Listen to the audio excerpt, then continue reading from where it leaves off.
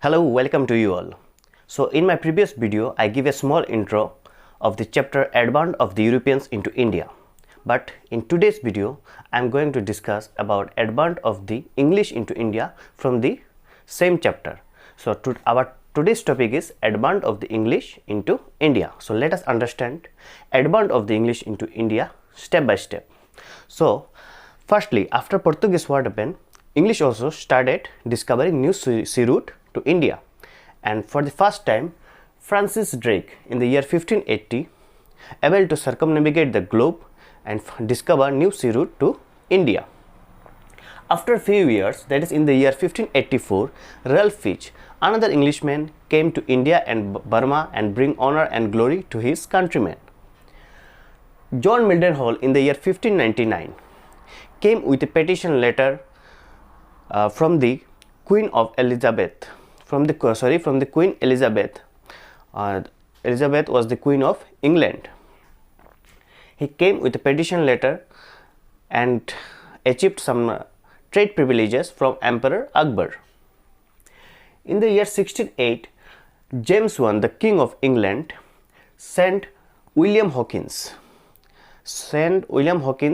to with a petition letter to meet Emperor Jahangir to achieve some more trade privileges.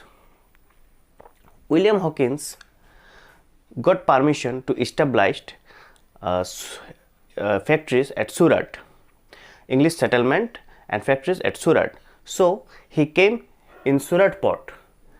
William Hawkins came in the Surat port for the establishment of English settlement.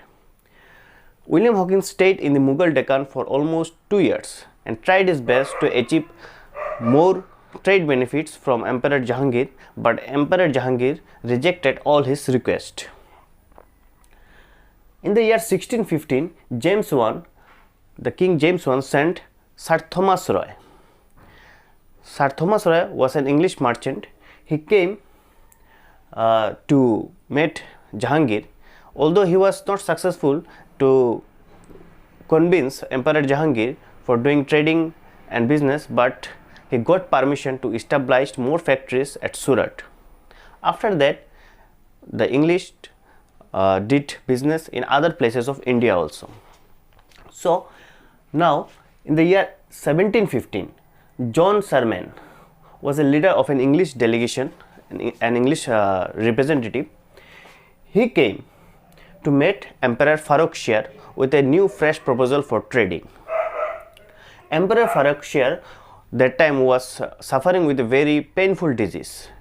So there was a surgeon, English surgeon William Hamilton, who came with John Sherman. He cured Emperor Farrokshire from that painful disease.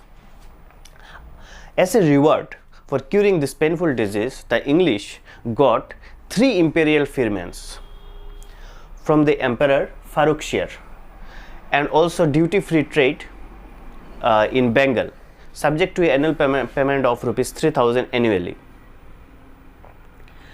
So after getting 3 imperial firmans, now the English, the firmans means grant or permission from a ruler.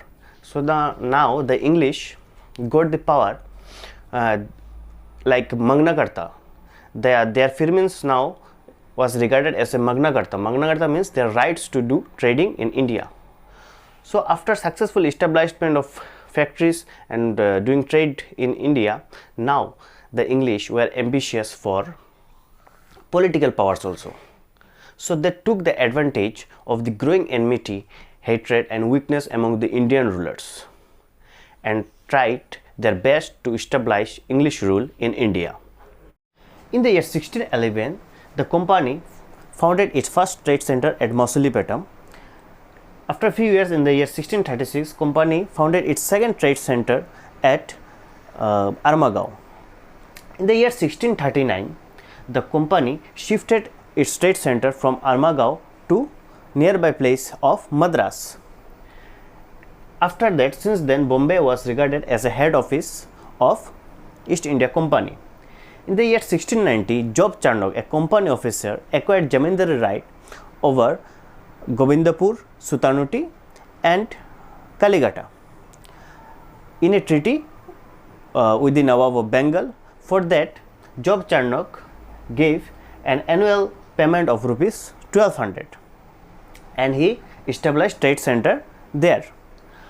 After few years, these three villages together was originated as Calcutta. Robert Clive, an ordinary servant of English East India Company, he acquired the knowledge of diplomatic skill and started expelling other European companies. He made friendship with all the Indian rulers. He made friendship with Nawab of Bengal, Nawab of Oudh, kings of Rajputana, Nizam of Hyderabad, and bring them under his control. Between 1848 to 1856, East India Company was ruling all over India from the period of Robert Clive to Lord Dalhousie. So British rule we can divide into two parts, that is from the downfall of the Mughal Empire to the Sepoy Mutiny of 1857, and the second phase is from 1858 to 1947. So in the East India Company removed the Indian rulers, unified the scattered division and started a central administration over a large British Indian area. In the second phase, the British heads, in order to provide an organized British administration in India, made important administration reforms and undertook certain welfare measures. During this period, the national movement of India was also gradually rise, due to which after few years the British had to quit India. So this is all the step-by-step topic about advent of the English into India. In my next video, I am going to discuss about company laws and beginning of the Sepoy Mutiny and its consequence. Thank you for watching.